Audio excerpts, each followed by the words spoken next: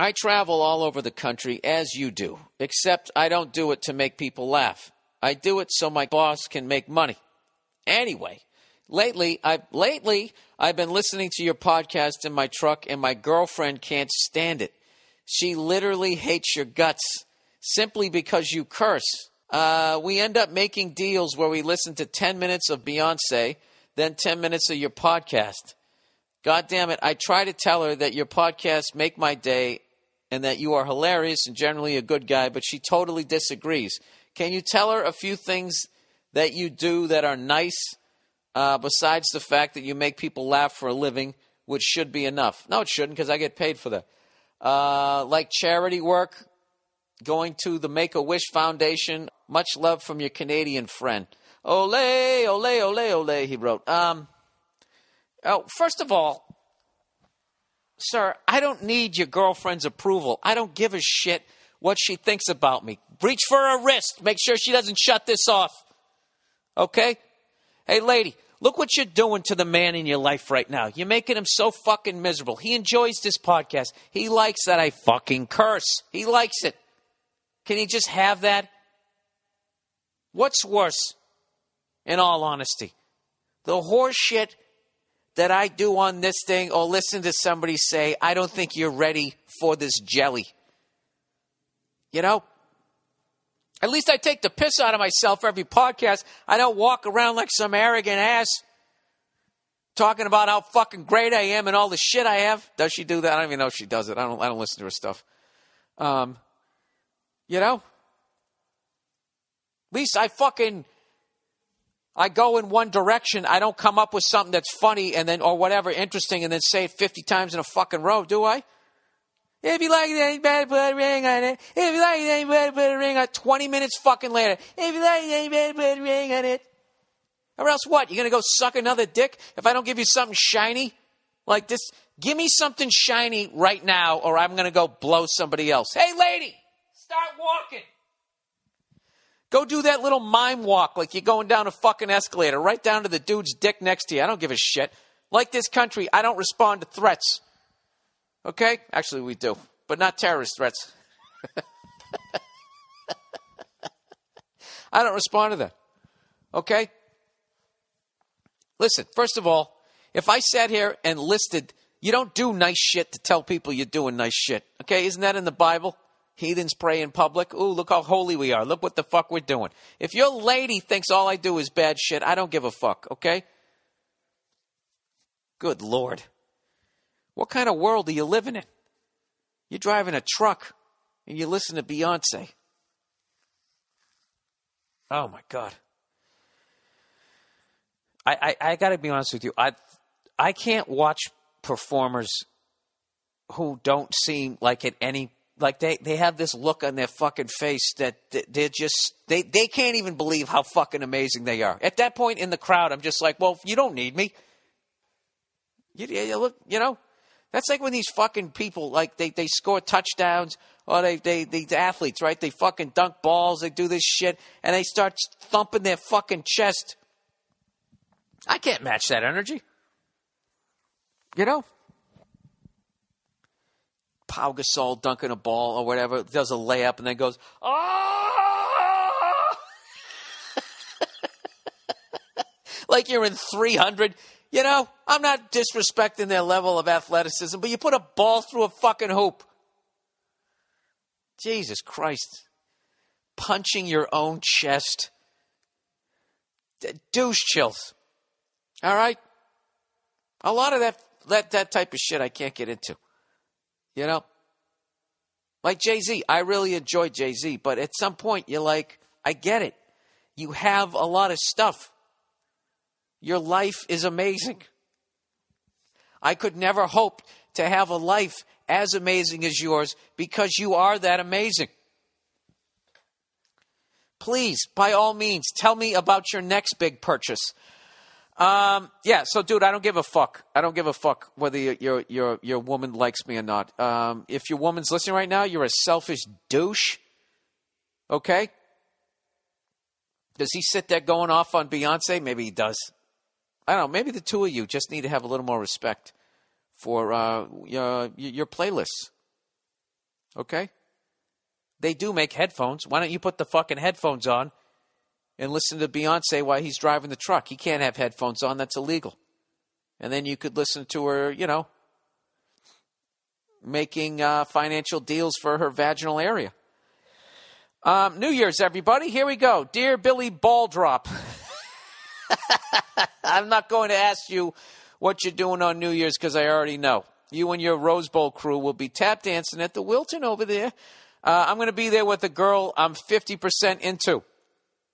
Okay, well, then that affects what you should be buying her that night. He goes, she's cool, she's hot, and I don't have any major complaints about her. I'm also not in love with her and really can't see anything beyond hooking up. My plan is to laugh my ass off and see what happens. All right, if we hook up, that's great. If not, no big deal. Dude, you're in the zone. You're in the zone. This is some Damone shit. You don't care if she comes, stays, lays, or prays. Now you got the attitude. I told two friends, and they both advised against hooking up with her. All right. Well, I don't know your friends, and I don't know what their motive is. Let's see if you explain this here. He goes, I would never let that decide whether or not I would, but the interesting thing is that they both said, independent of each other, that hooking up with a girl on New Year's Eve might give her the wrong impression and that she's going to be a leech afterwards. Oh, that's just fear-mongering. That's bullshit. What, because you finger her as the ball drops, all of a sudden you have a relationship? Yeah, I had a good time, had some laughs. So, you don't want to go to the farmer's market? No, I don't. Do you have something against farmer's markets? Not really. Well, then why don't you want to go? Because, I don't feel like going with you. I don't feel like a spark. You're a fucking asshole. For what, being honest? Fuck you. And there it is. It's the end of the relationship. Anyways, he goes, I can't even fathom why New Year's Eve would be considered a special occasion that would lead to her thinking that. This whole topic is ridiculous, and I can't even stand to waste time talking about it, but I wanted to hear your opinion. I think I just gave it to you. My question to you is, do you agree with that? And also, do you think there are any days on the calendar that would make a girl think you were into her? Well, yeah, if you took her out on Valentine's Day. Yeah, that's about it. Valentine's Day. Valentine's Day. That would be it. What else? What other day? St. Patrick's Day? You're sitting there eating a fucking meat pie next to her, hammered out of your mind with a green plastic hat on. I think he really likes me.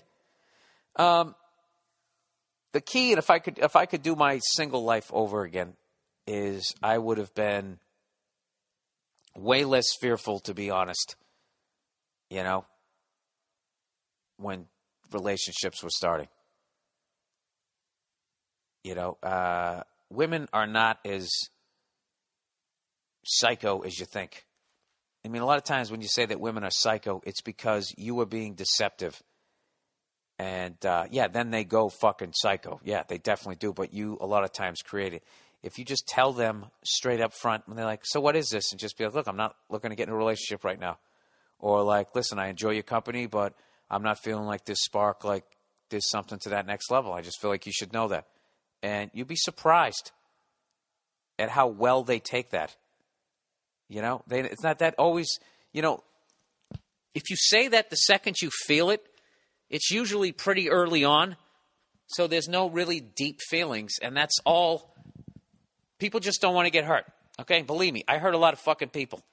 Believe me. And so that's what I learned.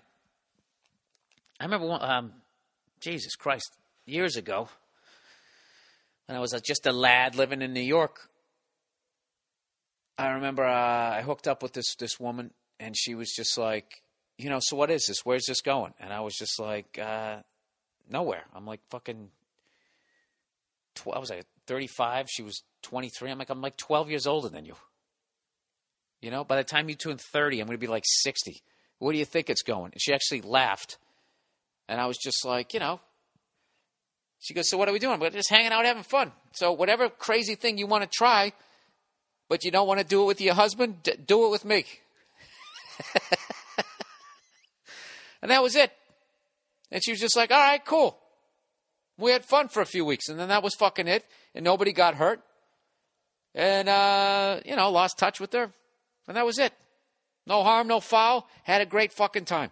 So, there's no but I mean, look, you take them out on Valentine's Day and you get them a rose and all of that shit. You start leading them on. So what you're really talking to, I feel, is you're talking to two younger guys like me, probably at that, like me, like how I was. I mean, how am I trying to say this? You're talking to two guys who, at their age right now,